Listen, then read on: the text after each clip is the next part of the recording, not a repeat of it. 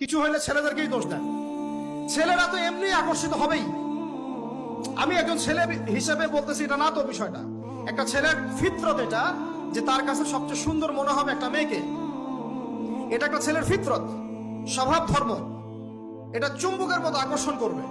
আর এর উপর যখন আপনি এটাকে ফ্রি অ্যাক্সেস করে দিবেন, লাইসেন্স করে দিবেন, বেপরদায় বের হবে, গায়ের জামা কাপড়ও ঠিক নাই, হ্যাঁ, তারপর কথাবার্তা মিষ্টি মিষ্টি, প্রলোভিত টানতেছে, সিডিউস করতেছে, তখন তো একটা ছেলে মানে মিসগাইডেড হইতেই পারে। স্বাভাবিক। ছেলেরও দোষ আছে, কিন্তু অবশ্যই এখানে মেয়েরও দোষ আছে। আমরা তো অনেক সময় ঢাকা শহরে দেখি রাত 10টা 12টা বাজতেছে, আমরা মাহফিল করে যাচ্ছি, কোনোদিন বাসায় ফিরতে 1টা 2টা 3টাও বাজে। রাত 3টার সময় ছেলে মেয়ে বাইকে করে ঘুরতেছে ঢাকা শহরে।